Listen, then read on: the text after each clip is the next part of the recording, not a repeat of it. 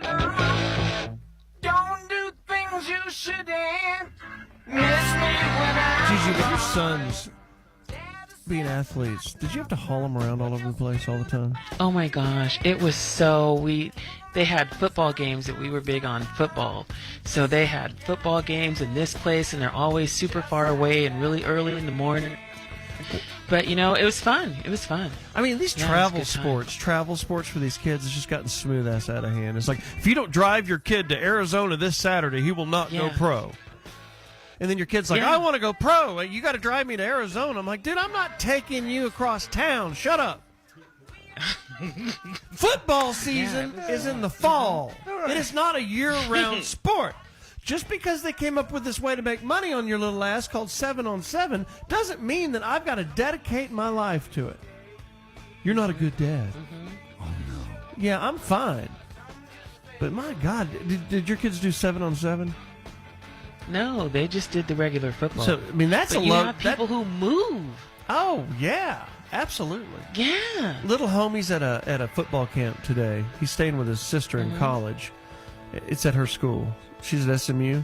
You know he's loving that. Cool. Oh, God, he's going to be a freshman. He's staying at his big sister's apartment over at SMU, and he's doing the football camp. But, I mean, it's just always something. Bobo, none of y'all this resonates with because what the hell is 7-on-7? It's touch football, receivers and quarterbacks. Okay. In the second that the football season's over, the kids are in 7-on-7. And then the second that season's over, another 7-on-7 starts. And the second that one's over, they're already practicing high school sports. In like the public schools have figured out how to get around the UIL rules by like having open like play days. Yeah, that's what I was going to say. I mean, So it was a 7-7 thing. Is it fun or is it training? What is it? It's great upkeep. it is touch football. You've got 7 on the offense, 7 on the defense. There's no linemen. So it's quarterbacks and receivers. It's smear the queer modernized. Right. Now, Maintain your fundamentals, man. Route running, Okay, so it's Snap, right, snap, right football. running, snap. Okay, gotcha. It's also a way to collect a lot of money. It's expensive. Oh, yeah. What? Oh, yeah, they charge us. they charge yeah. a lot, and to go see your kid play, they charge $20. You got to pay to see your kid play? Touch Touch football. This is not. You've just crossed the line. Agreed. Bleep, 20 yards. Oh, my Crazy scoring system, crazy timing system. It's just hot rod, hot pass, routing. But they have these tournaments every weekend. And they go all the time, and they got to practice them. It's like, damn, man. I'm the parent. I get in free. Agreed. Oh my God. Not That's only $3. Not only do you not, your kids don't either. Your kids can come in for 15 ahead. Oh my God. Turley, your kid was a lineman, so you didn't have to go through this. Yeah, he played. Well, he did it early on, and then once he got to high school, it wasn't doing that anymore. So yeah, middle school and elementary school did it, and it costs a lot of money. And like you said, you travel all around All the the state. time. Yes. Oh yeah. No, it was not fun. But if you No. care about me, you'll do it, Dad. No, these parents, man, they ruin it for us people that like to have a normal life because they do it, They right? do it. Yeah. So then you're a bad person because Bob's dad did it and JD's dad did it cold. and Turley's moms do it and they're all going to Florida this weekend for the 7-on-7 tournament. It's great to keep the team together. Man, we're gonna get. There's a lot of recruiters there. There's a lot of colleges there, Dad. We're gonna get scouted. This kid got an offer. Son, you're in 8th grade. Nobody got an offer from any college for anything. They don't even know if you can spell, and I'm not even sure about it either. not sure if you can spell. It's crazy. That's funny. You know, and then I hear stories of another. I need to be careful with who I talk about, but you know.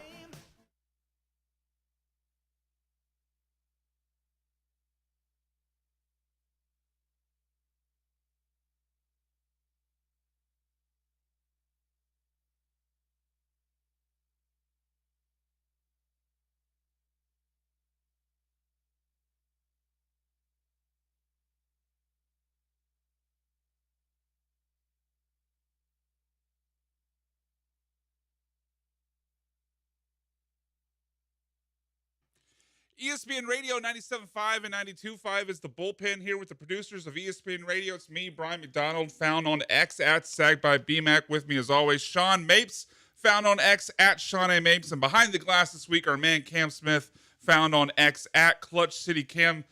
Gentlemen, it's been we haven't done the show in 2 weeks, so a lot is actually actually nothing's changed. Like, it's not like the Texans have come back and played games, and the Astros were pretty questionable before we left, and they're still pretty damn questionable when we get back. So not a lot has changed. Maybe the circumstances have changed, but bottom line, like, on the Killer Bees, and I do find them, they're Joel and Jeremy to be a little bit more optimistic. Not as optimistic as John Granado. No one's more optimistic about the Astros than John Granado. I don't know. I think it's been tested since he I declared don't know. this team the best team. The best Astros team of all time. That was before they played any games. I think Granado's going to go. He's going to go down with the ship. This is a Titanic situation for John, for the Godfather. So he's playing the violin right now. He is. Yeah, he's playing the violin, and yeah.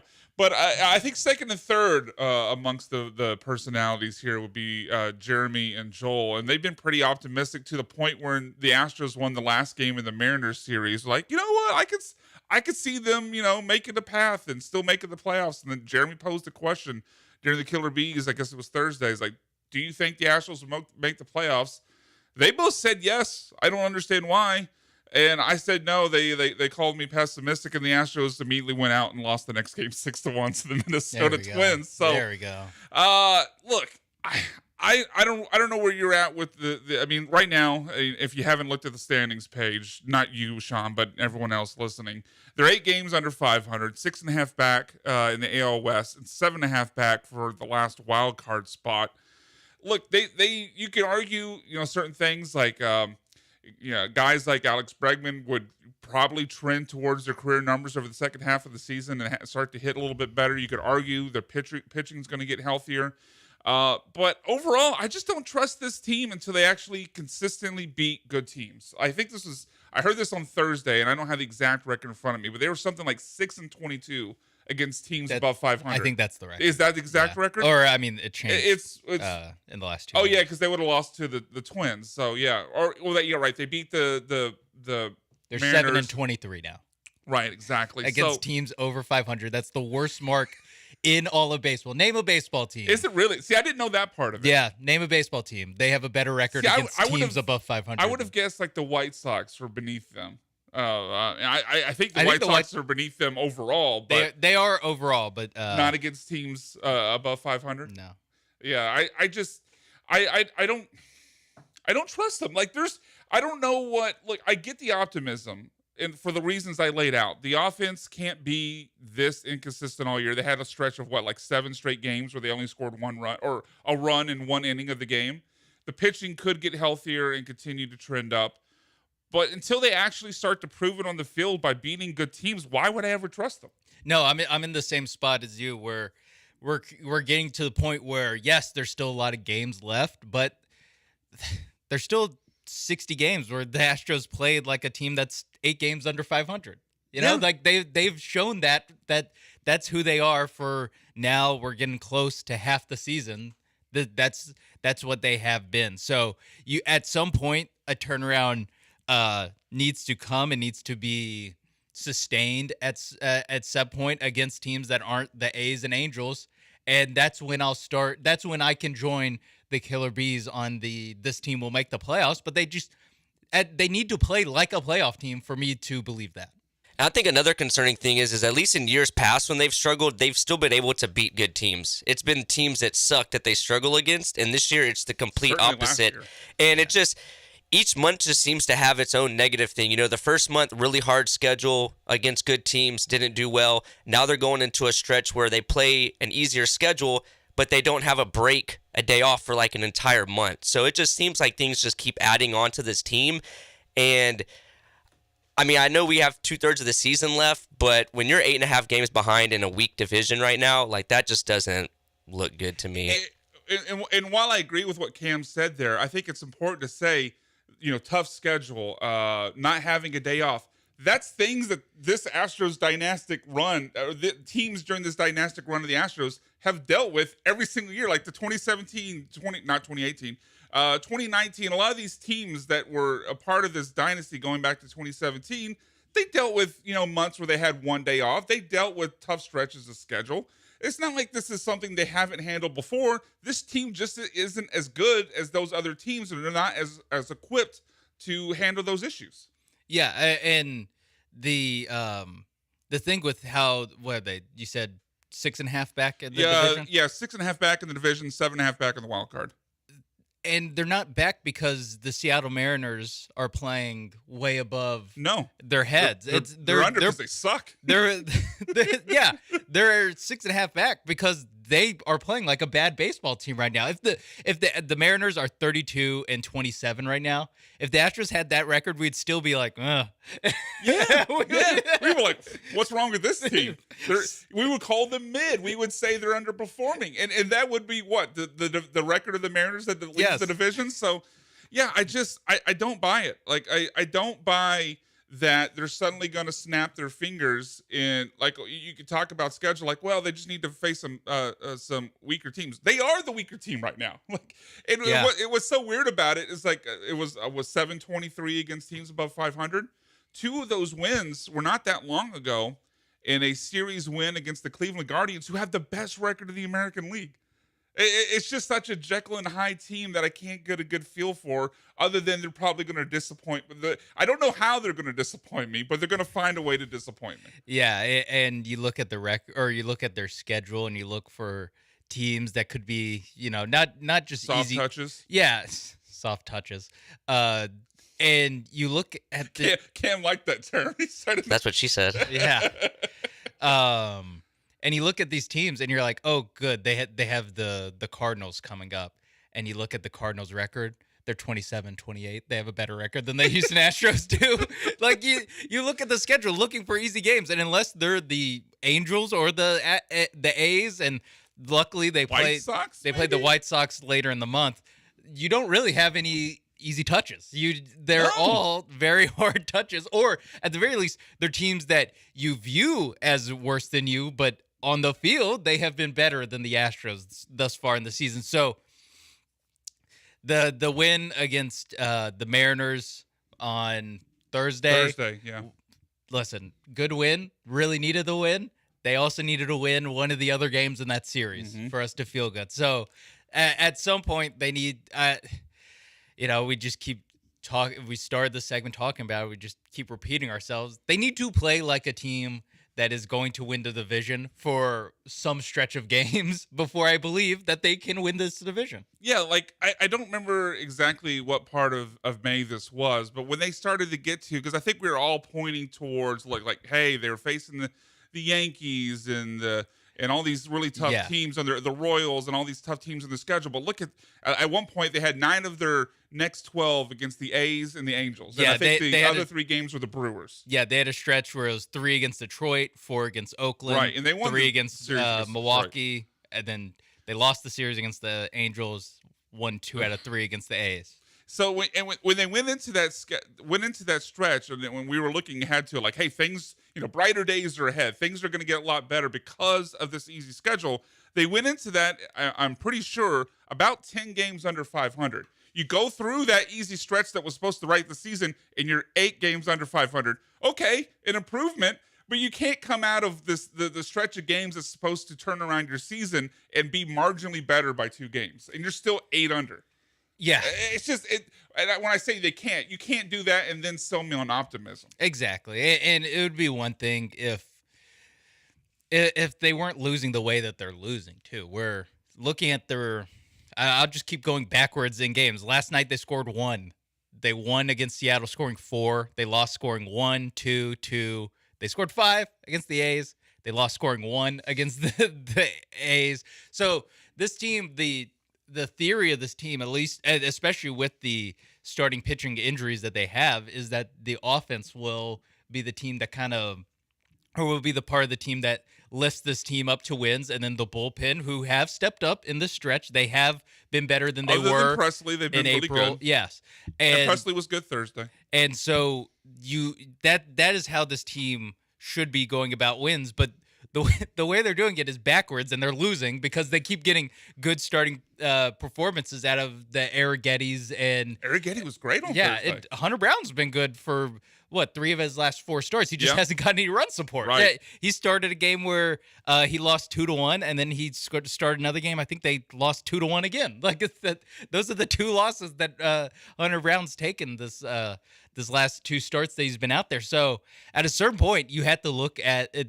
It's an easy fix. It's offense, play better. Yeah, and speaking of, when you start to look ahead and point to, or when some people would point to the reasons they can be better, I think you also have to factor in some things that even though the season has been terrible, have actually gone way in your favor. Jordan hasn't had a lengthy injury. I mean, he hasn't had any injury to this point. He's played most of the game. Jose Altuve hasn't had any sort of injury problems. You got up to this point a career season out of Jeremy Pena. Tucker was home run leader. I believe he's still leading the American League in home runs, right?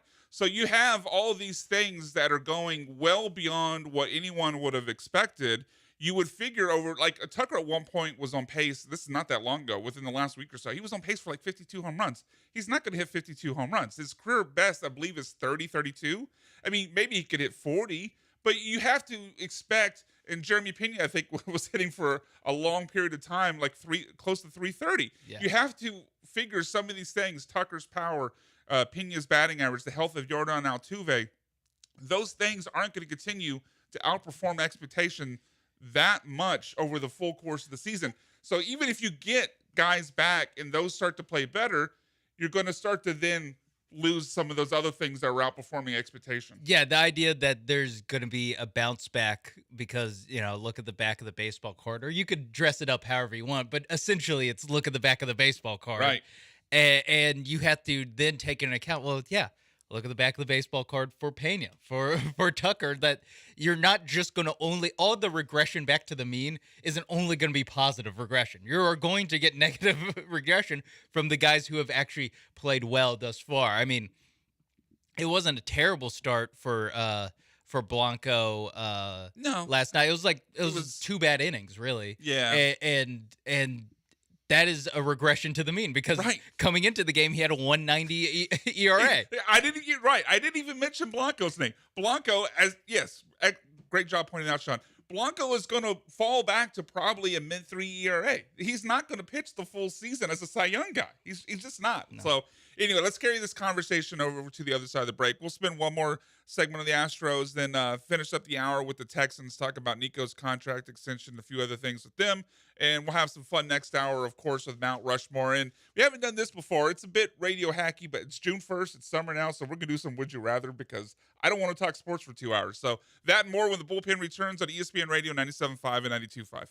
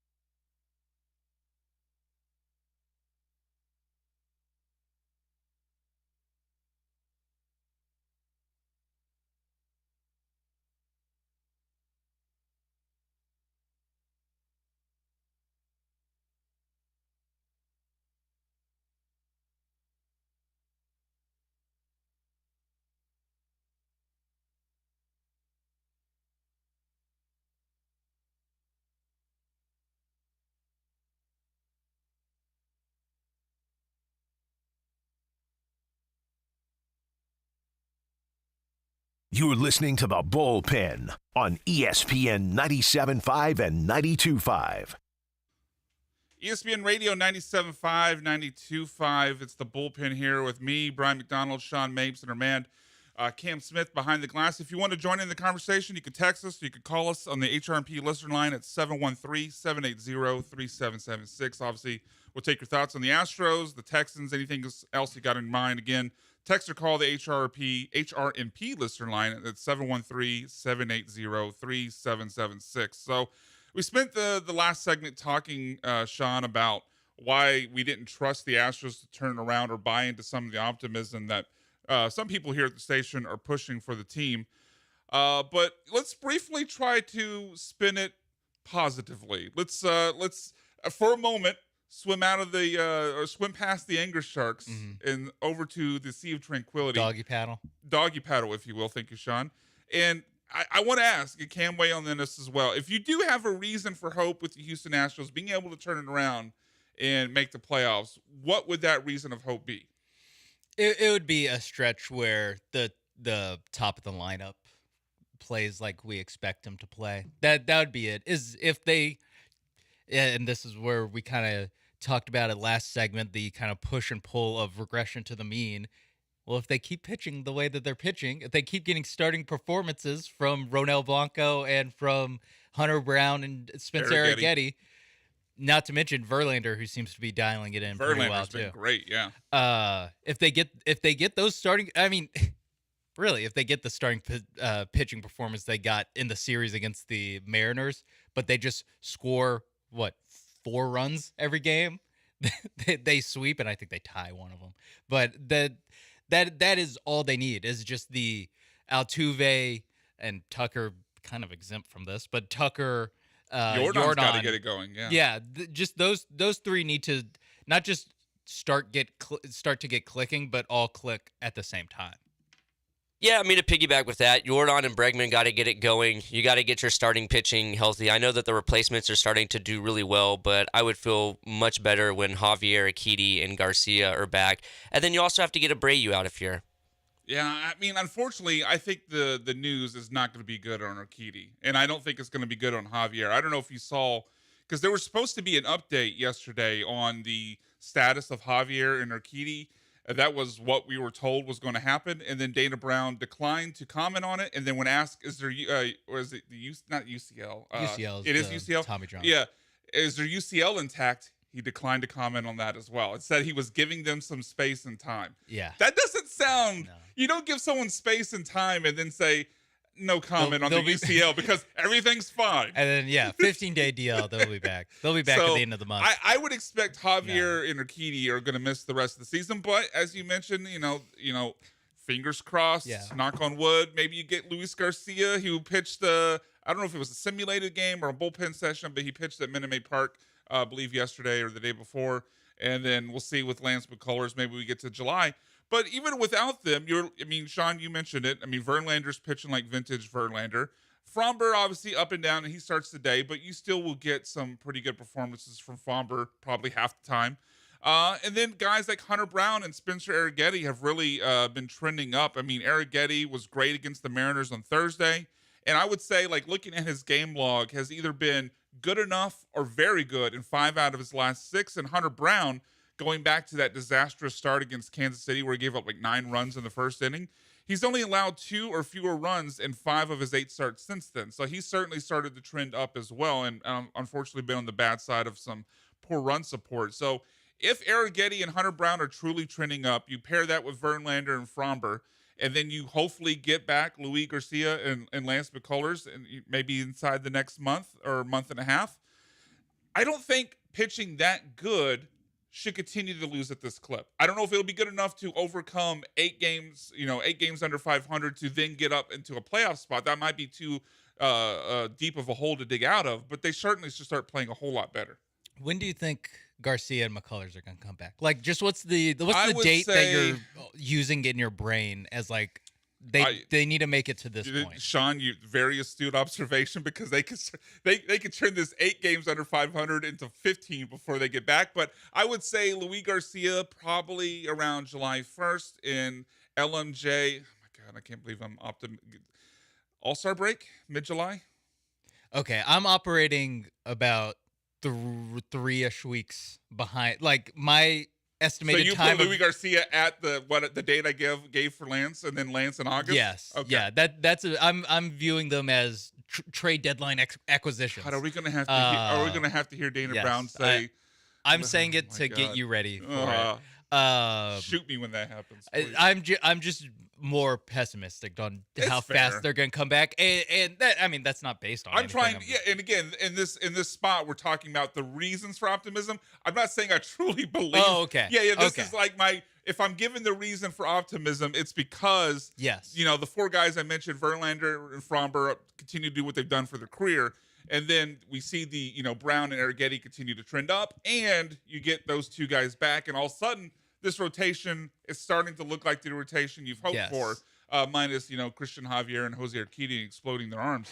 But yeah, I mean, again, I don't know if I can trust that would actually happen. That's just kind of my reason for optimism if I were to give one. I'm thinking that they really need to save their season before those guys come back. Probably. I think it's kind of on the guys that are available right now to maybe not save your season, but to get things back on track, and then those guys give you that added lift later in the season. Yeah, so speaking of the guys on the roster needing to carry things, a couple of guys that we talked about, Arrighetti and Hunter Brown trending up, a couple of guys trending down that I would kind of gauge your level of concern on these guys.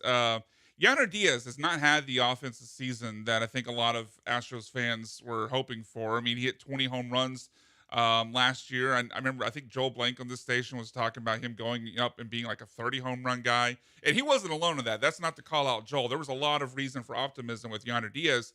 But Yanner's, certainly by, batting average in his slash lines has not hit anywhere close to what we'd hoped for. And he's now 1 for his last 15 and seemingly losing a little bit of playing time to Victor Carantini. Are you at all concerned about Yanner Diaz maybe not being the offensive player we thought he was? There's a reason Cleveland gave him up. Yeah, I would say I'm a little concerned. I'm not quite at this guy's 2023 fraud, DH only, can't handle it. I'm not quite there. I think there is some adjustment to being I guess now he's not an everyday catcher, but being a team starting catcher, just the not just the wear and tear physically, but mentally. On that, having to prepare the game plan for the pitcher, and then also the other team's pitcher. There's a lot more on his plate. That's fair. Yeah, so there's a lot on his plate. So this could be some growing pains, but it could also be a little bit of either leagues figured him out or just he can't handle doing both, because for most of last season, for the 104 games that he played last year. How many do you have his page up? How many of those were DH? I can look that up. I bet it was at best 50-50. I was about to guesstimate, and I could actually say he caught of 104 games. He caught how many? He caught 60 and DH 38 last year. Yeah, that's a lot different than his ratio now. So that's certainly. I think he's a good offensive player. I think he's a young player trying to figure out the change from part-time player, mostly DH, or maybe not mostly DH, but half the time DH to most of the time catching. I would say I am concerned, not alarmed. Yeah, I think I'm more concerned about his defense than his hitting. I think the hitting will come around. Now that's fair. That's a fair criticism to have. Is the defensive part of his game has not been the improvement. No, I know I was spending part of my time on air last year when we had the endless, not even on this show, but on the other shows I worked on, having the endless Yanner versus Maldi debates. We would all point out about how Yanner has fewer pass balls. He has a stronger arm, quicker pop time, all those different things. When you start to look at some of those stats this year, they've all kind of declined. And I don't know exactly how they grade the framing thing, but apparently his framing is amongst some of the worst in the entire in all of Major League Baseball. So it's a reason for concern, and we don't need to dig deep into Jeremy Pena because we kind of talked about it earlier, about the idea of some of these guys playing well are going to trend down. But he went 1 for 16 against Seattle, so you hope that the league hasn't figured something out against Jeremy Pena, that Seattle didn't expose something. Chased a few too many sliders in that series, but we'll see how it goes for this next couple weeks for Jeremy Pena. So let's spend the rest of this segment, our last segment here on the Astros. I'm curious where you guys are at. Cam, weigh in on this as well, because look, I think I could accept the Astros not making the playoffs this year.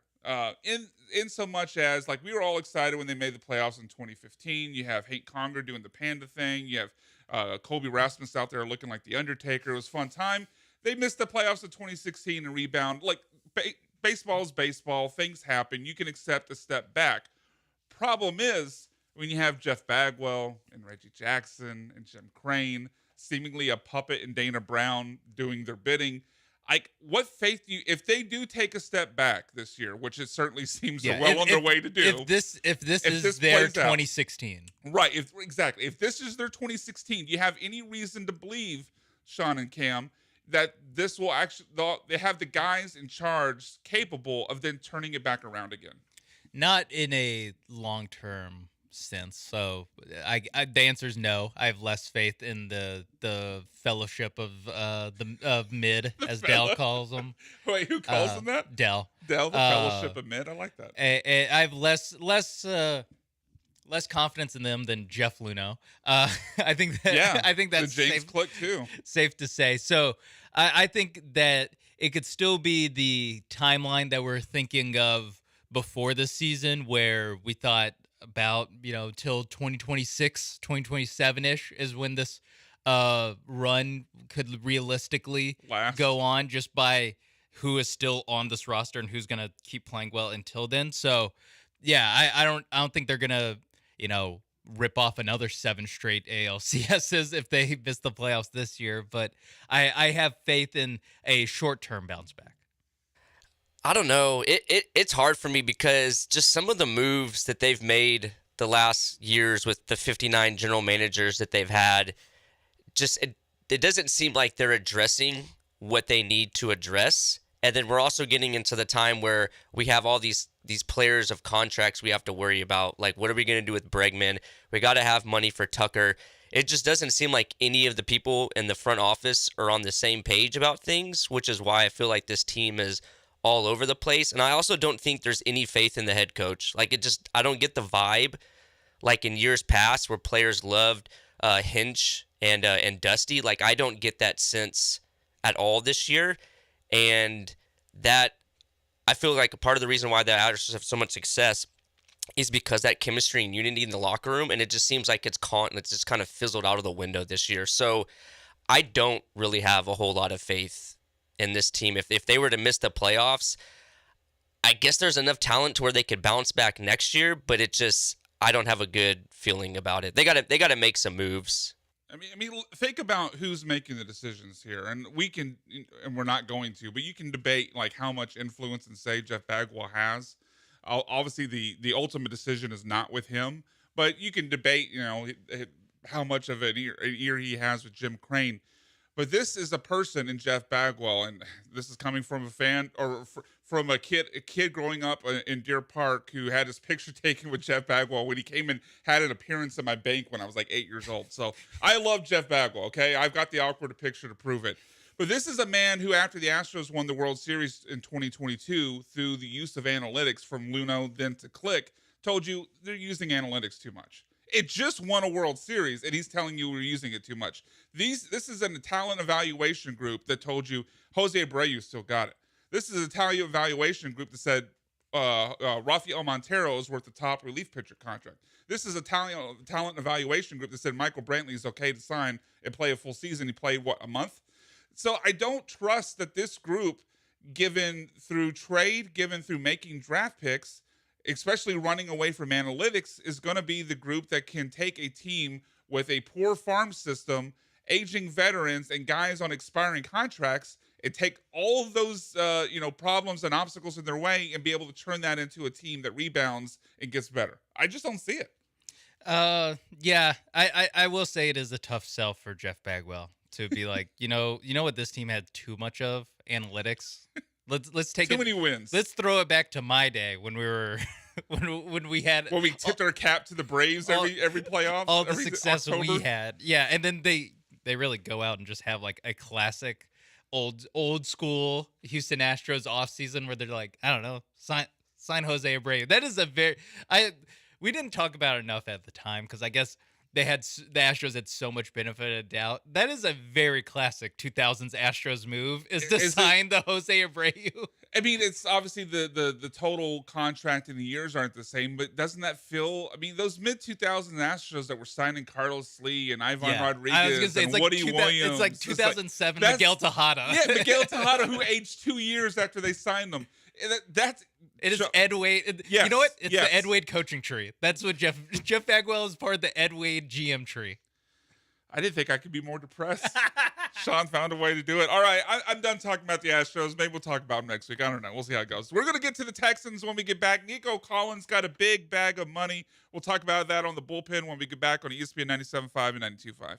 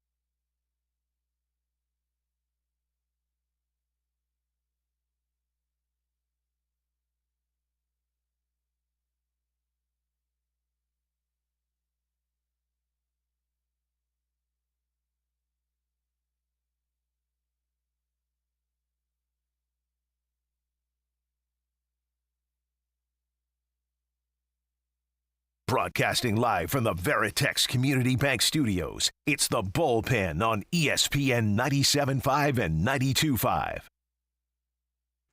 Welcome back in. Houston, ESPN Radio 97.5 and 92.5 is the Bullpen with the producers here of ESPN Radio. I'm Brian McDonald on Twitter, or X, I should say, at Sack by BMAX. Sean from half the shows here at the station is on Twitter at Sean A. Mapes, and our man behind the glass today is at Clutch City Cam. That is Cam Smith. We spent the last couple segments talking about the Astros, but for mental health reasons, we'll now move on. But if you do want to weigh in on anything about the Astros or what we're talking about now with the Texans or any other random thought, hell, if you want to talk WWE, I'm game for that. It's June 1st. I don't care. Call us on the HRMP listener line. It's June 1st, and the local baseball team is below 500. I do not care. It does not matter. Phone lines are open. Phone lines are wide open. Those phone lines on the HRMP listener line are 713-780-3776. So Nico Collins, big bag of money. I loved, and I say that sarcastically, of course, Sean, as you probably picked up on. I loved the hand wringing and the pearl clutching that people were doing about, oh my God, Nico Collins got the 7th biggest contract, wide receiver contract currently. Like, I don't get, one, he's good. Good players get big money. And two, like when you look at the wide receiver landscape, okay, sure, when the ink was dry on his deal, He was the 7th highest paid wide receiver. But when immediately, 24 hours later, Jalen Waddle gets a big bag, and Justin Jefferson. He has a top 8 contract now. Top 8, but then Justin Jefferson, yeah. Jamar Chase, Brandon Ayuk, T. Higgins. Before we get to the season, he's going to be down like at 12 or 13. So is Nico Collins worth the 12th or 13th best contract at the wide receiver position? Yes, he is. I mean, maybe, and one of the hosts I work with is in this camp. Maybe you believe that there's cause for concern of a regression from Nico Collins. I don't think there is, as long as C.J. Stroud's healthy. So I have no problem paying Nico Collins this money, because you're not going to pay Diggs after this year. Tank's still a couple of years away from needing a new contract, and Stroud's on a rookie deal. So why wouldn't you pay a guy that produced like Nico? Yeah, if you want to compare Nico to the other guys in his neighborhood when it comes to salary, and say that, well, Nico Collins only one good year and it was with C.J. Stroud at quarterback, that's fine. That's a fair way. It's factually accurate. Factually accurate, and that's a fair way to be like, you know what? He's not better than Jalen Waddle because of that, or whatever. Whoever you're trying to compare him to. The difference is, as long as he has C.J. Stroud and he produces, if the C.J. Stroud is the reason he produces like that, and C.J. Stroud is on this team, which God, I hope he is, then it's okay to pay him the way he's being paid. Yes. For at the very least until C.J. Stroud starts to make a lot of money. Now, if you want to say, he's not worth this deal once C.J. Stroud starts to make, I mean, by the time he signs that quarterback contract, it'll probably be close to 60, if not 60 million per year. He's going to make $500 million. In total, yes. Yeah. Yes. Not per year, Sean. Yeah. Let me look at the salary. Right now, I think Patrick Mahomes has the richest deal at $450 million. I think C.J. Stroud is getting $500 million. Yeah, and so until buckle up, Texans fans, it's about to get real pricey. Buy a lot of those new uniforms. Yeah. Why do you think they made the new uniforms? They need some money. That was a clever GoFundMe from the Texans. I think the Bengals did the same thing too. Then the Bengals, for the first time in their history, put a sponsor on their stadium. Did they really? Yeah, it used to just be Paul. It used to be Paul Brown Stadium. Yeah, I think you're right. And then now it's Paycom or something. But Nico Collins, if he just produces what he did last year, he's worth the money that he's getting paid until you have to pay C.J. Stroud. Then that might be when you have to be more picky about who gets this kind of contract and whether this wide receiver is truly a X million dollars per year wide receiver. But until that point, Nico Collins making what he's making, it's not prohibitive to what the Texans want to do at all. No, it's a great signing too, because especially you don't know what they're going to do with Diggs next year. So you might be without Diggs, and then your Nico goes back to being your legitimate 1A starter. And then to what you were kind of saying, people were talking about his first 2 years being unproductive. Well, yeah, look at his quarterbacks. He finally got himself a really good quarterback, and he put up great numbers, and he still missed 2 games and put up great numbers. Yeah, and you don't have to worry about the numbers falling off, because Davis Mills is not walking through that door. He is, but it's just straight over to the sideline to hold the clipboard.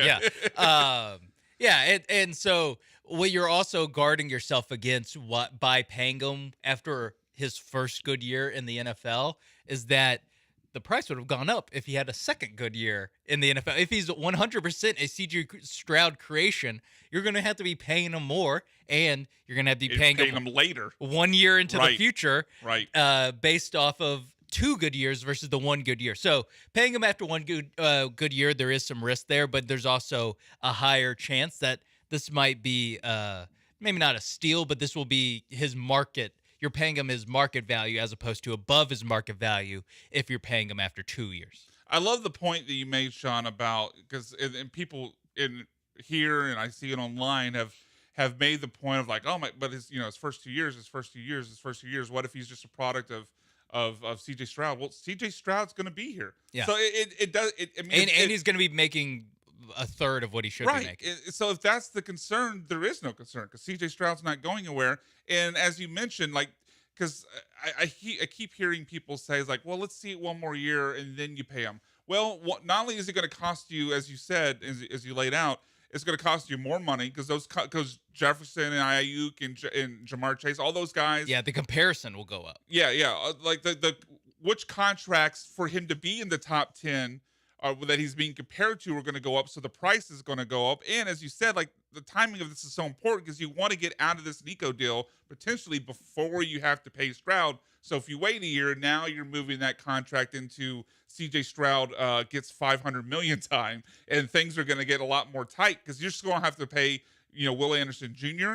Around that time, you're still going to have to pay Derek Stingley, right? I mean, Laramie Tunsil's probably going to, a new yacht at some point. I thought you were going to say he might want a new deal. I'm like, he'll definitely want a new deal. Yeah, If there's one thing I know about Tunsil, he'll want a new deal. They may make a Legend lot of money, at the bank. but Hall they of spend Famer a lot at of the money too. Yeah, he's a Hall of Fame negotiator. But yeah, so the timing is important here. And I look, he was, I think it was 80 for 1,200 and I think 8 touchdowns last year, something like that. I didn't see anything watching Nico Collins that led me to believe, like, oh, this is a flash in the plan. Look, he's just running wide open because the DB fell down. Like, Nico Collins was a good receiver who was then elevated by having a quarterback, at or, well, obviously above his level, but a quarterback, good enough to be, throwing him the ball, unlike the guys he was dealing with early in his career. Well, and you can also argue that he stepped up his game once Dell went down and the Texans started losing receivers like nobody's business. Like Nico Collins' play did not fall off. Like he stepped he was the only up. guy doing anything. He stepped up in the biggest game of their season. Exactly. Biggest regular season game of their season. 75-yard bomb to the house, first play. Yeah, I mean, it is more likely to me that what Cam pointed out is true, that CJ Stroud unlocked something in Nico Collins that wasn't being tapped in by Davis Mills and Kyle Allen. Never forget Kyle Allen started at least one game for the Texans. The most athletic person in the history of the NFL, Jeff Driscoll. Yeah, exactly. It's more likely that Nico Collins is going to continue playing like this than it is that he's going to be a one-year wonder with CJ Stroud.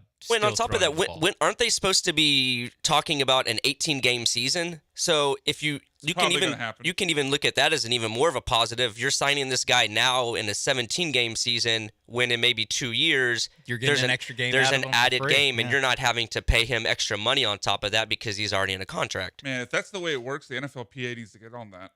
It's like, okay, all these deals are prorated if we add the extra game. I don't know if there's language in the CBA for that, but if the NFLPA has, I'm sure they've thought of it. I'll look that up. Yeah, you contact the NFLPA as we go to break. When we get back on the other side, I want to talk about some of the national respect being shown to the Texans roster. ESPN Radio 97.5 and 92.5.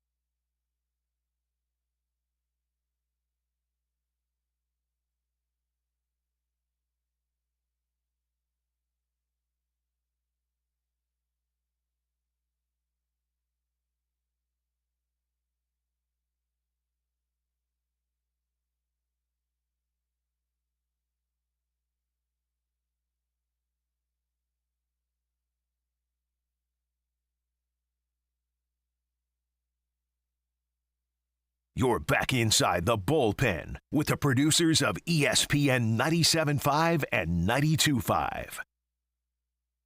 ESPN Radio 97.5, 92.5. The bullpen continues here talking Texans as we also kind of side watch Chicago and Indiana. Caitlin Clark, 3 for 10 for right now. We're talking some Texans in the break. We're talking a lot of Indiana fever. Yeah. There was Caitlin Clark was a wide open 3 there.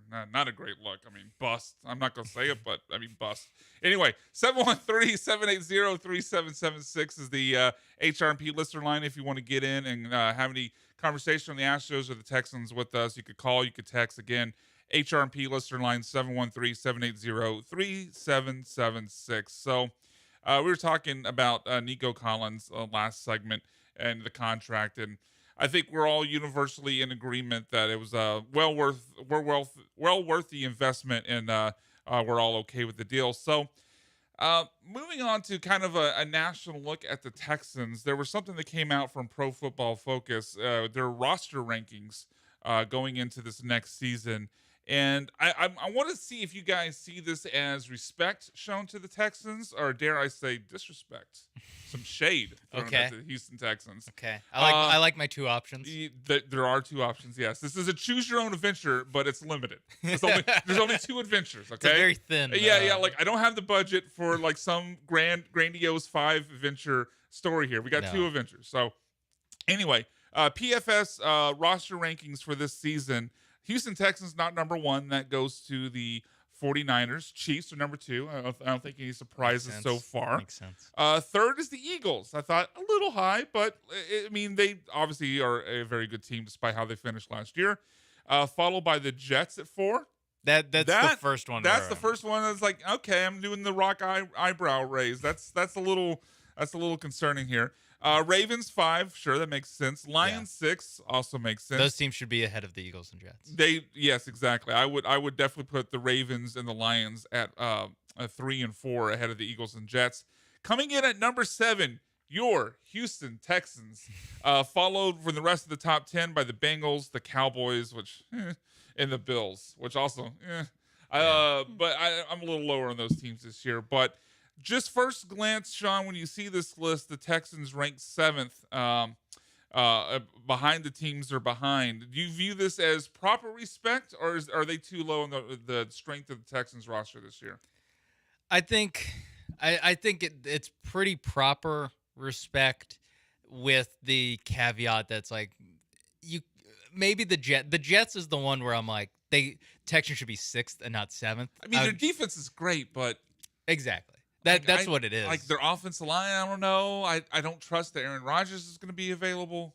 Yeah, it becomes a Rodgers versus Stroud kind of thing. So that's the one where we're arguing about one spot in this list, and none of the teams below them, I think, are in that conversation with them. So yeah, I mean, I would probably have it Niners, Chiefs, Ravens, Lions, maybe Lions, Ravens, Eagles, and then Texans, Jets, and then the rest of the list. Like I don't have too big of an issue with where the Texans fall on this one. Cam, where are you at on this?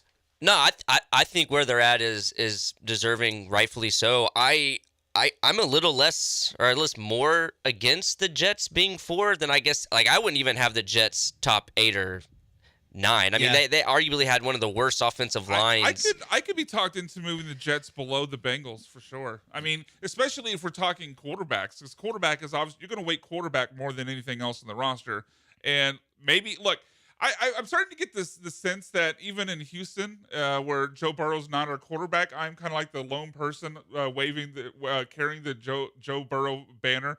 I believe he's going to bounce back and be just as brilliant as he was when the year they went to the Super Bowl. Maybe I'm wrong in that. We'll see how it goes. But I think I would move the Bengals ahead of the Jets and the Eagles, actually, and then have them right behind the Texans. I mean, which they are behind the Texans, but ahead of the Jets and Eagles. The Jets have potential. I mean, they have the names, if you want to see. Like, obviously, we didn't see what Rodgers was going to do last year, and then they signed my boy Mike Williams, but both of those guys have had injuries, big injuries the last 2 years, so it's just Mike kind Williams of like plays 4 games a year. You know that as a I Chargers know fan. that's what I'm saying. Like on paper, the names look good, but it's just like both these guys have had horrendous injuries the last 2 years, so it's just like, are you really putting that much into those 2 names?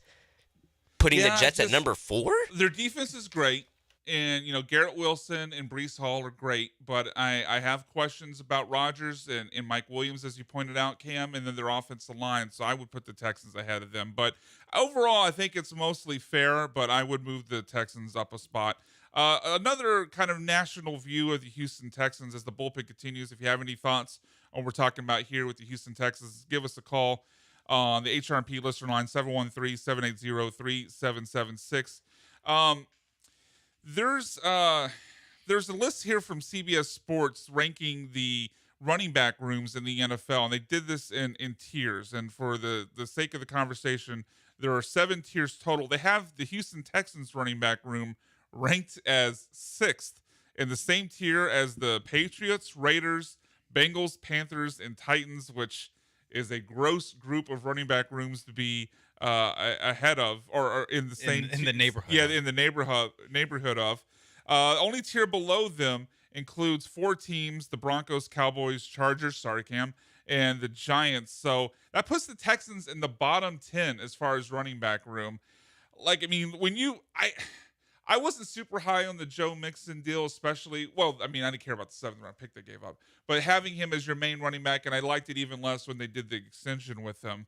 But is this feels too low on the Texans running back room, Sean, to have them in the bottom 10 and in the same tier as terrible running back rooms like the Patriots and the Raiders and the, I mean, like, who's leading the Bengals backfield? Zach Moss. I mean, there's a lot of terrible running back rooms. Chase Brown, maybe. Yeah, who's got like virtually no experience. Yeah, in the NFL. Which is crazy to think that Bengals and Texans are top 10 offenses, but they're also given like the second to worst running back running back room. Their running back just doesn't matter. Bottom of the barrel running back. Yeah.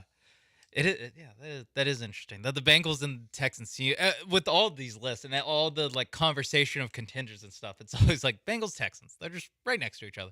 I think this is a situation where, and I generally hate this when places do this, when they rank the like quarterback room or the running back room, because especially quarterback, because only one matters. Yes, only one plays.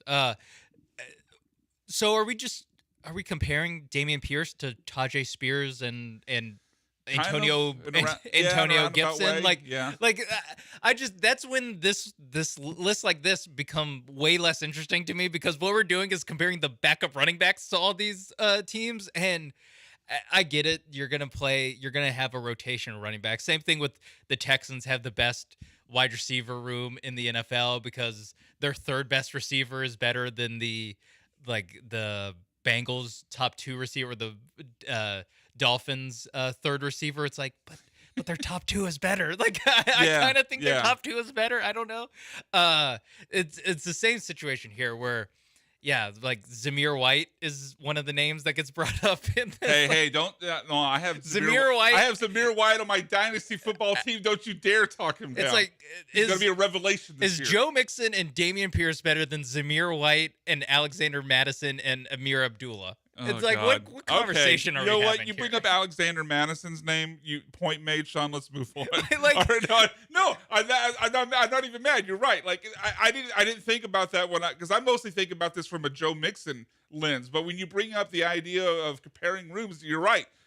We're mostly talking about backup versus backup. Yeah, like Tony Pollard and Tajay Spears versus Joe Mixon and Dameon Pierce. It's a wash. I don't care. Like, all right. This is the same. But Joe Mixon to me is like the 15th best, or in that like 12th to 16th best running back in the league. I think he's pretty good at this point. Which is average. Like he is an average running back. So let's finish this segment in this hour with some NFL. This is a list from NFL.com. Some of their hot takes and bold predictions going into the season. I want to run as many as many of these rapid as I can. Fire. Yeah, rapid fire before we got to end the segment. Number 1, the Chicago Bears will make the playoffs. Sean. I could see it. I could see it. Not crazy. Cam? I can see it. You can see it? Wouldn't pick it, but I could see it. They won 7 games last year with the crap show they had going on at QB. And NFC. And they signed a lot. They didn't have Keenan Allen. They signed a lot of talent. Yeah. And DeAndre Swift. DeAndre Swift. Yeah, I absolutely could see. They get to play in the NFC. I think they could be the second best team in that division. Yeah, I think that's they the could. math I'm I doing. think Is they I think could. they can finish second in the division. Yeah. All right, number 2, the New York Jets make the playoffs but lose in the divisional round. You buying this or selling, Sean? They make the playoffs But and lose in the divisional round. I'll sell. Which can I say, by the way, I'll sell that. as far as a bold take, this is not well done. No, NFL.com. This is not really that bold. or spicy. that's just a thing they might do. Yeah. And what I'll say is, I think they go one and done in the playoffs, but they don't. Obviously, they need to win a wild card game to make the divisional. So can't see it. They lose in the wild card. Cam, what do you think about this? You said win the division? No, I said they will make the playoffs and lose in the divisional round. Yeah, it's not that bold. It's not that bold. Let's move on. I don't even know if they make the playoffs, to be honest. Yeah. Ooh, okay. See that would have been Cam's rewriting NFL.com's list here. That would have been a better bold take. All right, number 3, Saquon Barkley just barely misses getting 2,000 yards from scrimmage. Saquon Barkley barely misses getting 2,000 yards from scrimmage. That's bold. So rushing and receiving. Yeah, no. It's I pretty don't bold. think he does it. No. I don't think he does it either. I think Cam, he you think plays Saquon 13 Barkley games. gets to 2,000 yards total? Rushing and receiving?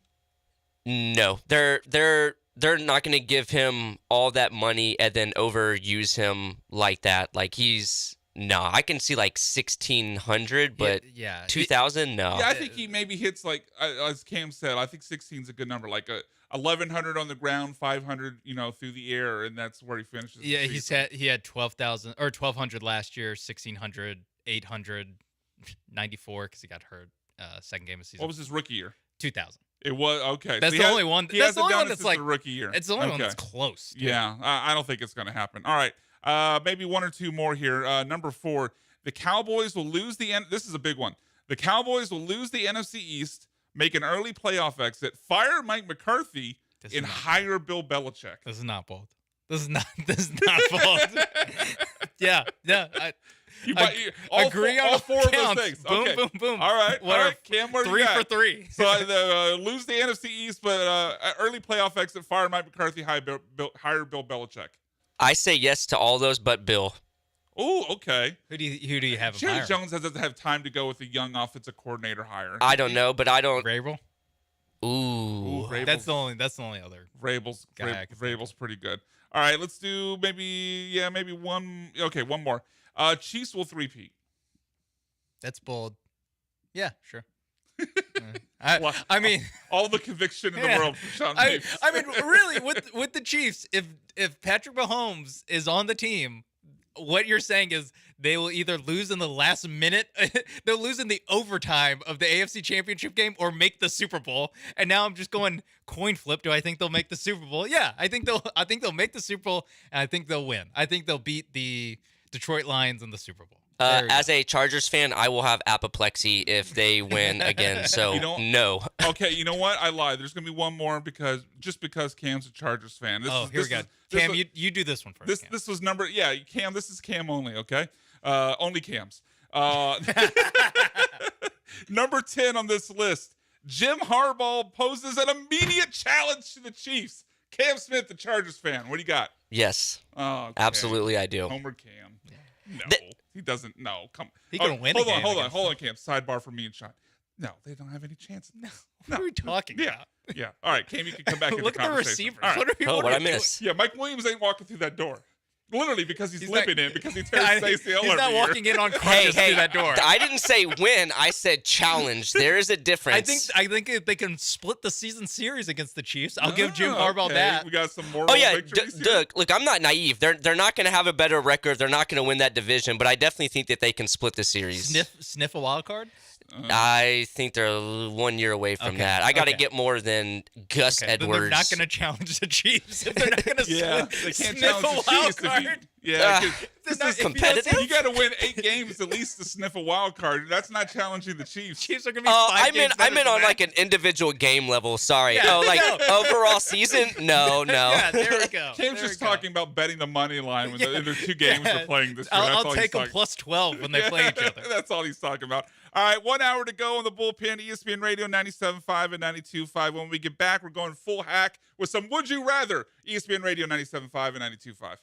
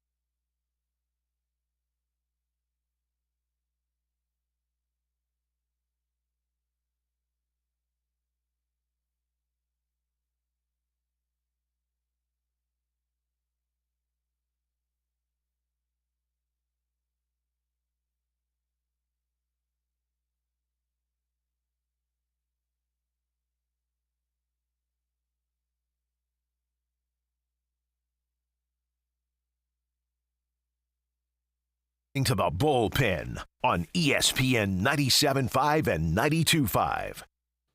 ESPN Radio 97.5, 92.5, second hour of the Bullpen here on a Saturday with myself, Brian McDonald, Sean Mapes, and our man Cam Smith behind the glass. 1 hour to go, as I said. Coming up at 1:30, we will have our Mount Rushmore Plus One, our sports radio landscape changing segment. Change the game, change the way everyone views this medium of entertainment. We will have that up at 1:30, and we will, of course, end the show with our worst people in sports and what we love from sports this week. Right, but right now, as I think I've mentioned a couple times, Sean, it is June, and I'm going to try less. And it's going to be June. Yeah, remember that one?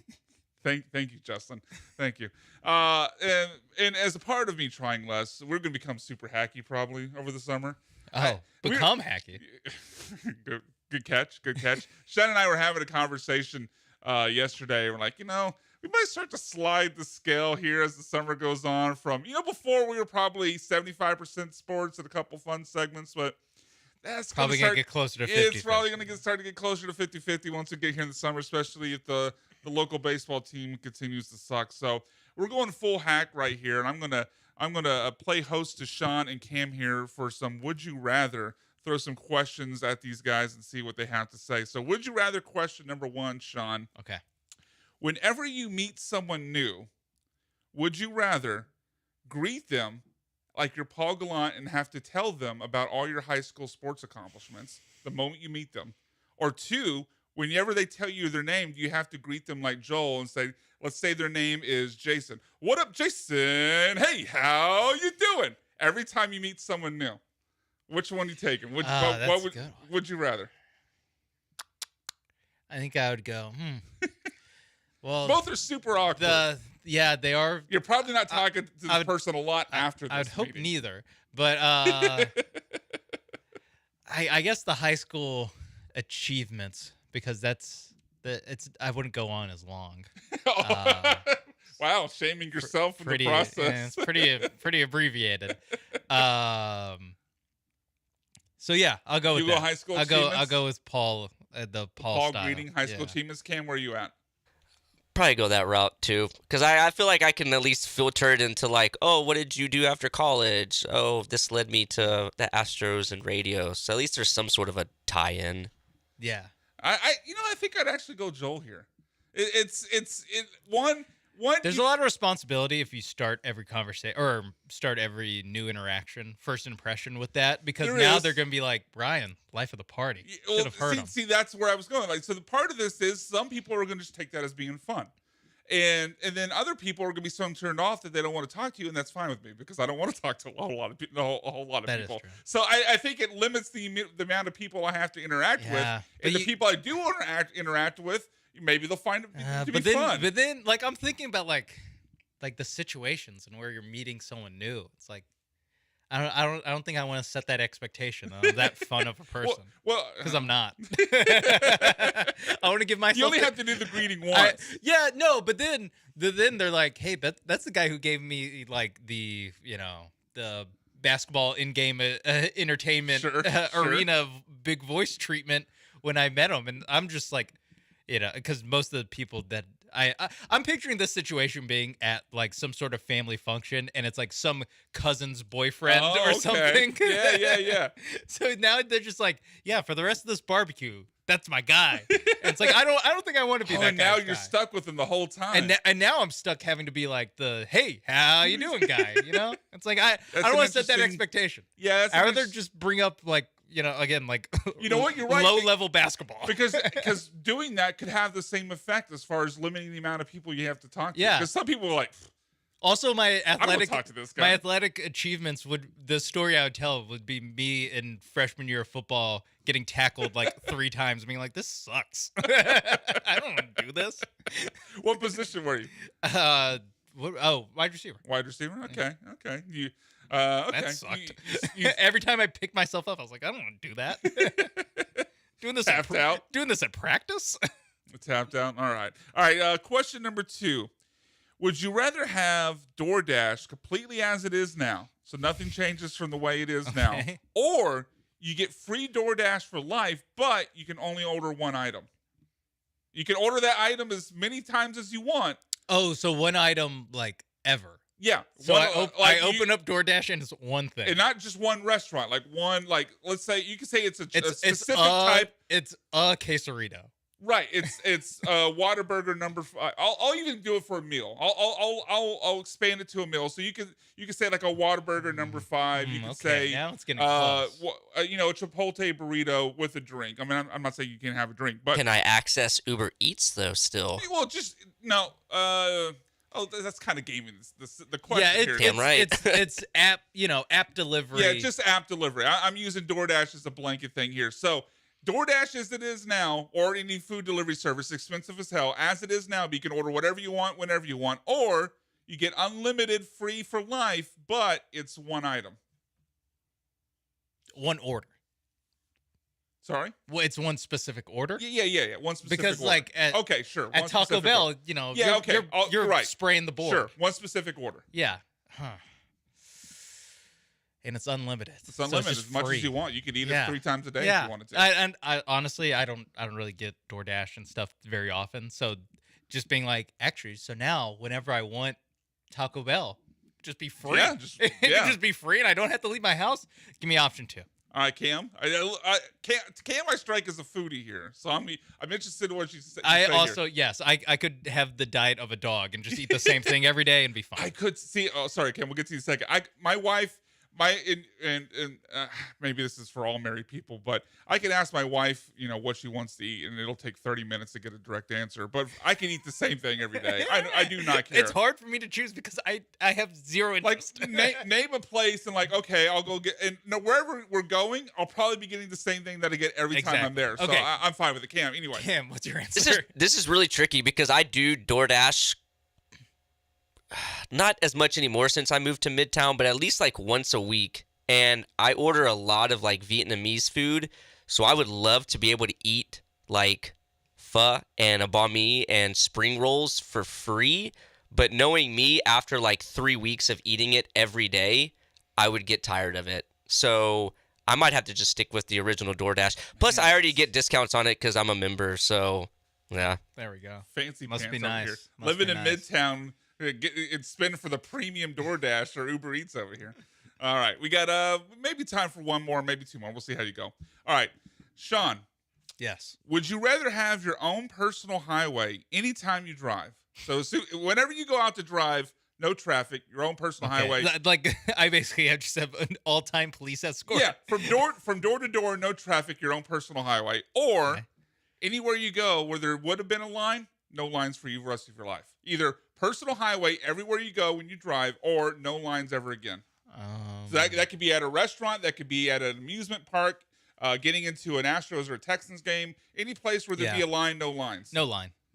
I think it seems like it was easy for you. It's pretty easy because really, like the traffic, like 90% of my driving is from here to my house. Okay. And it's not. I mean, as long as I think this is a little bit skewed. Yes. You live close to the station. Exactly. I live in exactly. We're in the I don't have Galleria. to get on a highway to drive from here to my house. So we're in the Galleria area for those who don't know, and Sean lives fairly close, but I live in Kingwood. So my answer might vary quite quite a bit. And I'm thinking about like no lines at restrooms, no lines yeah. at restaurants, like you said, restaurants after restrooms. Yeah, no lines Getting anywhere. Into games. Yeah, no. Concessions at the movies. Yeah. Oh, games is another bad one too. Yeah, give me no lines. Cam? Oh, easy too. Give me no lines. Because even both my jobs, this one and the school job, even if I do hit traffic, it's 20 minutes. Like I can deal with that. But free lines everywhere, absolutely. Yeah. I hate crowds too. I hate going to places that are crowded. Yeah, I don't really enjoy that either. But I was setting you guys up to see if I could talk you into the other side because I'm also taking no lines. Because even though I have to make like the best case 45 minute drive from Kingwood, 6 times a week, like I'm listening to a podcast. It's not that big of a deal. Like I mean, sometimes there's a stretch on 59 coming off of where Lakewood is till you get past Minute Maid. That part could be brutal every day. But other than that, I'm listening to a fantasy football podcast. I'm listening to a true crime podcast. I'm listening to music. It doesn't matter. Yeah. Like whatever. I'm sitting in my car for a few Listening extra to minutes. Galon George. Yeah. That's funny you said fantasy football and crime because those are literally the only two podcasts that I listen to. Same. Yeah, we'll have to talk after the show.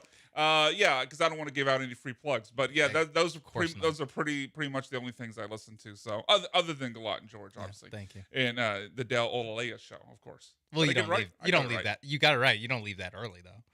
No, but I'm out and around. I'm out and about. Oh, yeah? Yeah. Well, Running errands. Well, I got a child that's about to be 3. She's got stuff going on, so I gotta take her around all the time. So, all right, you know what? F it. Let's do one more. Would you? And we'll have to keep this one fairly short. But Sean, Yes. would you rather have the powers of Santa Claus or the Tooth Fairy? What are the powers of the Tooth Fairy exactly? Well, yeah, it seems like you could just enter through walls and get into people's house, no problem, and like be able to steal stuff from them. But I have to pay. But yeah, but it's like you're and paying. it's exchange for money. It is. But like it's just a very convenient bus fare. The Tooth Fairy though isn't necessarily paying what would be considered market price. She is setting her own price. $5 so, max. Like, you could go in and steal a TV and leave $5 at the table. You still win. That is true. Whereas Santa, I guess Santa's like speed travel. You can be around the world as many times as you want in like that's the not blink that of an eye. interesting to me. Yeah, Give me Tooth Fairy. Yeah, well, also flight, but Tooth Fairy also has flight. Yeah, give me Tooth Fairy. Cam? Nah, the Tooth Fairy's creepy to me. I'll be Santa. It is creepy. I wouldn't be going into people's homes. I'm not if trying to that's go what into you're little kids' rooms That's like not that. what I'm doing. Damn, I'm come doing the on. TV example. Oh, I'm committing Cam. different felonies. Oh my God. All right. We're going to end felony talk now on the bullpen. ESPN Radio 97.5 and 92.5. If you want to respond to any of those would you rathers we posed, hit us up on the text line. You can call our text 713-780-3776. But when we get back on ESPN Radio, sports, but a little bit lighthearted. It'll be our leftover segment when we return on ESPN Radio in about 3 minutes.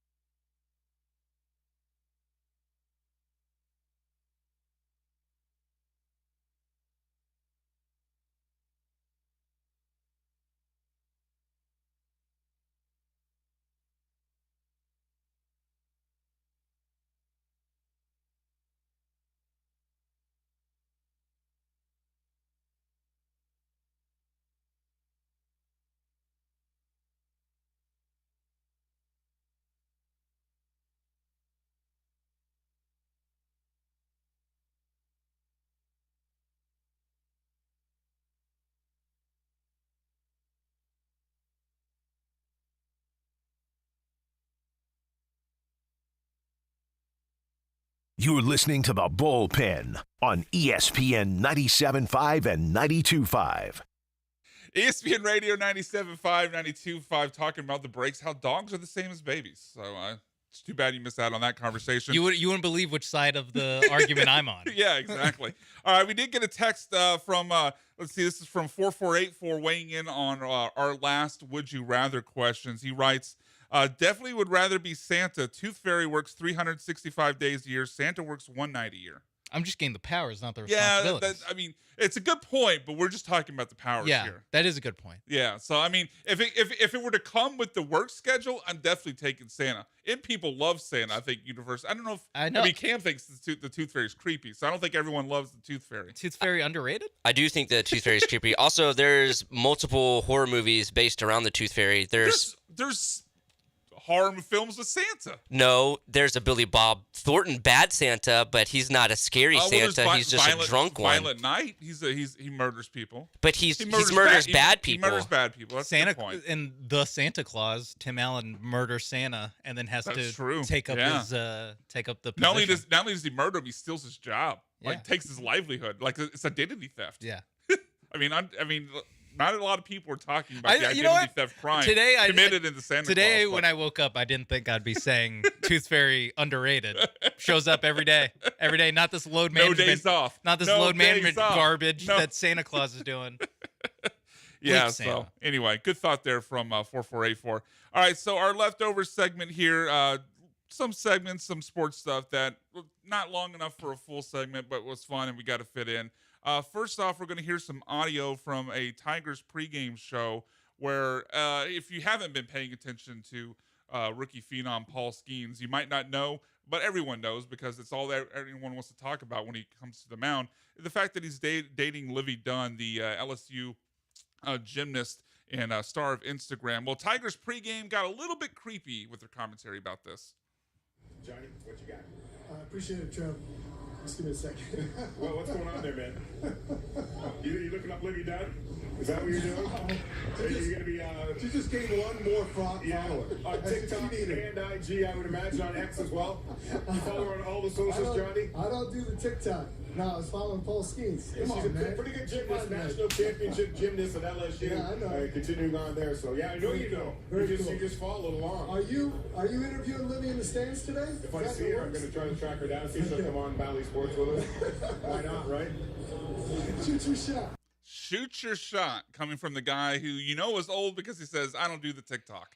You don't have to age check that gentleman when he starts the sentence with, I don't do the TikTok. Yeah. And that guy is talking about shooting a shot with Livy Dunn, who's what, like 22? In college. Yeah. In college still, yeah. The whole thing was creepy. And one guy was talking about like trying to track her down in the stands, which Yeah. I know he means for an interview, but there's no way for a middle-aged man to say that about a 22-year-old woman without sounding super creepy. Yeah, no. Bad work. Bad work all by everyone involved. I have a general rule, and this has been this is an opinion that's been shaped by working in radio. With certainly one person that used to be at the station, I would say. Or just with people of this demographic. It's where a lot of the hosts I've worked with land in the demographic. There's really no, once you get over like 35, 38-ish, your age. Yeah, I know. There's really no right way for you on the radio to talk about an attractive woman in her 20s. Nope. No. You just sound like a creep. You just sound like a creep every time. There's no way for you to sound I would creepy. never come on these air and start talking about how hot Livy Dunn is. Yeah. I mean, that would not be something I would do. That would be, there's no way. You don't want to be Brent Musburger talking about Exactly. AJ McCarron's girl. Yeah. I can't. Most extreme version of that. Yeah, that was not only because of how over the top he went, because of the age difference. It was also during a national championship. He wasn't just a 40-year-old guy doing. He was in, I think, his 60s at the time. It also wasn't local radio. It was the national championship. Yeah, I mean that was the blowout against Notre Dame, though, right? Yeah, I mean, no one was really caring about the game at that point. But he saved the game. Honestly, thank you, Brent Musburger. Thank you for your service, Brent Musburger. Yes, but yeah, it's just. Like she's 20. Like you don't even obviously see this because we're just listening to the audio, but they have a graphic up the whole time, like comparing, social media followers and things like it. And this is not going to end. Like you could tell Major League Baseball, not necessarily the front office and Rob Manfred, but there are people within Major League Baseball that want to turn this Paul Skeens, Livy Dunn relationship into their own version of what Taylor Swift did for bringing in like the young audience for their sport. That's what it is. That's what it is, but. What it shouldn't be are these pregame hosts in their mid 50s talking about turning into a cartoon wolf shot. Yes, turning into the cartoon wolf with their tongue hanging out and their eyes bulging. Anyway, all right. So more middle-aged men talking about young women now. Pat McAfee first saying something about a young woman who was spotted with Raiders owner Mark Davis, and then having to apologize afterwards. Look at the strength and power now of Strowman. A lot of people look at the size difference and think JD has no chance.